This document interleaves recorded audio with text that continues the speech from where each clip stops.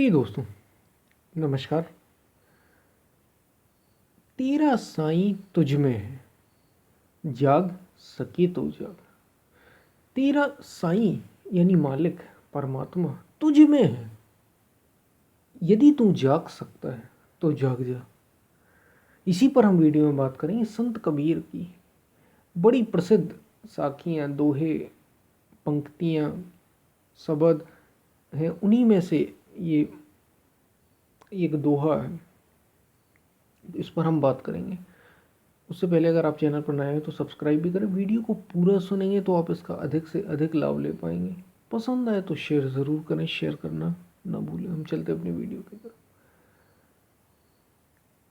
जैसे तिल में तेल है, संत कबीर कह रहे हैं, जैसे तिल में तेल है, ज्यों चकमक में आग, तेरा साईं तुझ में है, जाग सके तो जाग। जैसे तिल में तेल है, तिल यानी तिली जिसको कहते हैं, तिली का तेल आपने ज़रूर सुना होगा। तिली आती है, उसका तेल होता है, यानी तिली में तेल होता है। जैसे सरसों आपने सुना होगा, सरसों का तेल होता है, तो सरसों में सरसों का तेल होता है। या तिली का उदाहरण दे दिया। मूंगफली में मूंगफली का तेल होता है, सोयाबीन में सोयाबीन का तेल होता है। तो यहाँ संत कबीर कह रहे हैं कि जैसे तिली में तेल होता है, और जैसे जो चकमक में आग, एक चकमक पत्थर होता, पत्थरों को आपस में रगड़ने पर चकमक पत्थर, उसमें आसानी से आग पैदा हो जाती है। वैसे भी अगर आप दो पत्थरों को आपस में एक दूसरे से पीटें तो आग पैदा होती है। ऐसे ही जैसे सोयाबीन कह लें, सरसों कह लें, जिनमें तेल पाया जाता है, जिन दानों में, तो जैसे तिल में तेल है, यानी तिली के अंदर तेल है, दिखाई नहीं देता।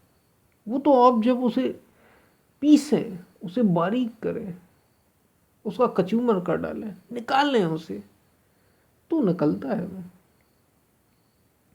ज्यों चकमक में आग, पत्थर में आग मौजूद है, लेकिन क्या ऐसे दिखाई देती है? क्या ऐसी वो निकलती है? उसका उपयोग किया जा सकता? बिल्कुल नहीं। तरीका है उसका, उसे आपस में घिसने से, आपस में पीटने से वो आग पैदा हो। ऐसे ही तेरा साईं तुझ में, वो परमात्मा तेरे भीतर है, हृदय में मौजूद है, दिखाई नहीं देता।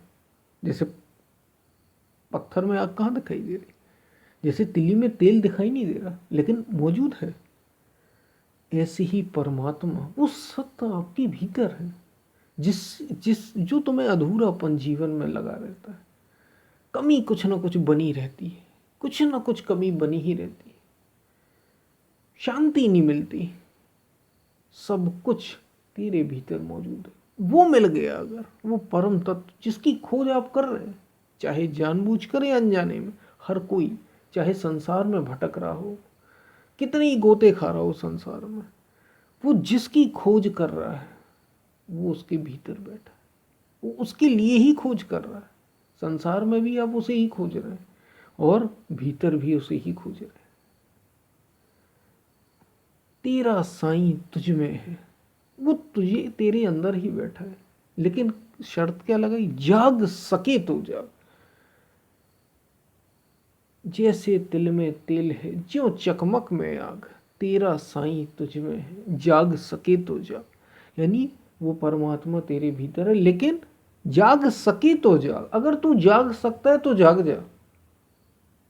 तरीका है उस तक पहुंचने का, मुड़ने का। अवेयरनेस चाहिए, जागरूकता चाहिए उसके लिए, अपने प्रति जागरूकता। तो क्या हम जागे हुए नहीं है? बिल्कुल भी नहीं। गीता में भगवान श्री कृष्ण स्वयं कह रहे हैं, मोह निशा सब सोवनिहारा। मोह रूपी रात्रि में सब सोए हुए हैं। शायद तुलसीदास, संत तुलसीदास की ये चौपाई। मोह निशा सब सोवनिहारा, देखत सपन अनेक प्रकार।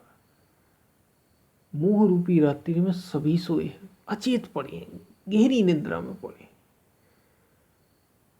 मोह रूपी रात्रि, मोह किससे? चीजों से। मोह किससे? व्यक्तियों से। मोह किससे? अपनी ही कामनाओं से। मोह किससे? शरीर से, इच्छाओं से। मोह निशा सब सो बनिहारा, सब सो रहे हैं। देखत सपन अनेक प्रकार, वो अनेक अनेक तरह के सपने देख रहे हैं, तरह तरह के सपने देख रहे हैं। हमें ये करना, हमें ये करना, हमें ये करना। या जग जागत जामिनी जोगी, इस जगत रूपी रात्रि में जो जोगी है वो जाग जाता है। परमार्थी प्रपंच वियोगी, जो प्रपंचों का वियोगी हो गया, जिसे परमात्मा चाहिए वो जाग जाता है। ये जगे हुए की लक्षण है। या जग जागत जामिनी जोगी, वही जोगी, वही योगी है जो जाग जाता है। जागने का मतलब सोने उठने से नहीं, वो तो आप रोज ही जाग रहे हैं। कि हम जागते नहीं? रोज रोज जाग रहे हैं। संत कबीर कह रहे जाग सके तो जाग, जाग तो हम खुद ही जाते हैं, लेकिन ये जागना वो जागना नहीं है। सोना जागना वो जागना नहीं है।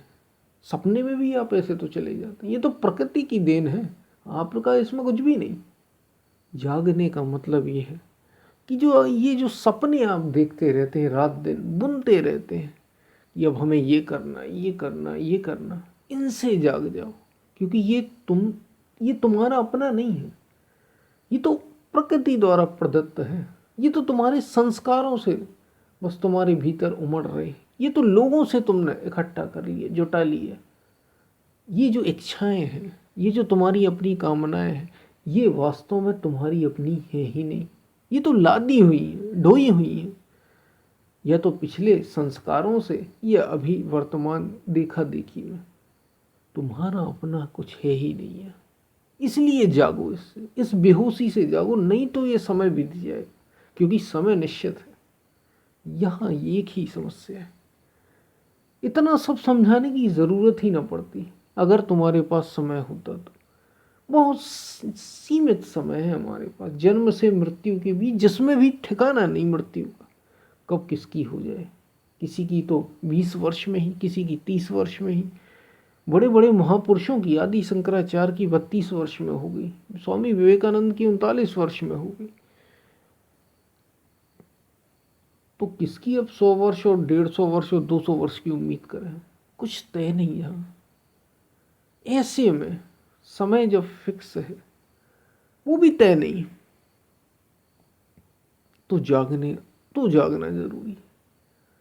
एक भी पल गवाने लायक है ही नहीं, जागना पड़ेगा तुम्हें।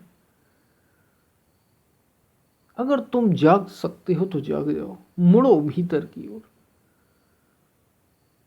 जागने का मतलब है अपने भाव में आना कि मैं क्या हूं, मैं कौन हूं, इसे समझना, इस पर चलना, मैं कैसे अपने तक पहुंचूं, इस खोज को पूरा करना, ताकि ये जो जन्म मृत्यु का चक्कर है ये कट जाए। ये जो संस्कार मुझ पर हावी होते रहते हैं ये टूट जाए। ये जो सपने हैं आते रहते हैं, जो हम बुनते रह रहे हैं संसार में, जिसमें अपना कुछ है ही नहीं, जो हमारे है ही नहीं, बस वो तो हमने ले लिए, कहीं से उठा लिए, या तो लोगों को देखकर, या पुराने अपने संस्कारों से। कुछ भी नहीं हमारा, विचार जो चलते रहते हैं बस उनसे ही हमने ढूंढ। इनसे, ये जो मोह निशा है, इससे जागना है, इससे जागना है। इसके प्रति सजग होना है, इसके प्रति चेतन होना है, कॉन्सियस होना है, इसके प्रति जागना है, इस बेहोशी के प्रति। और जो जाग जाएगा वही योगी है। इसलिए संत कबीर कह रहे है तो वो पर बस वही जान लेगा, उस सत्य जो जागेगा वो पाएगा। जो जागत है सो पावत है, और जो सोवत है सो खोवत है। सोने का मतलब ये नहीं है कि नींद में कोई सो गया जाके और उसने कुछ खो दिया। सोते तो सभी हैं, जो जिनका जन्म हुआ है, वे, उनका शरीर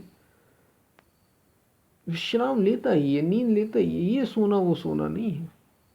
जो सोवत है सो खोवत, कहने का अर्थ ही है कि जो सो गया संसार में, बस जैसा चलता जा रहा है बस करता चला जा रहा है। पहले उसने स्कूल गया, फिर और पढ़ाई की, फिर कॉलेज गया, फिर नौकरी या बिजनेस करने लगा, फिर उसकी शादी हो गई, फिर उसके बच्चे हो गए, फिर बच्चों की शादी उसने कर दी, फिर उसने खूब धन कमाया, इसी बीच दौरान खूब धन भी कमाया। और फिर 60 70 80 वर्ष अगर वहाँ तक पहुँचा तो 80 70 80 वर्ष तक पहुँचा और राम नाम सत्य है यही कहा जाता है, ये हो गया उसका। अगर ऐसी तयशुदा जीवन जीना है, यही है सो जा, जो सोवत है सो खोवत है, अंत में उसे खो देना अपने आप को। और बीच में कहीं खो दिया इस बीच में तो फिर कहना ही क्या, वो तो गई। लेकिन जो जाग गया इसी बीच की, ये तो सब चल ही रहा है।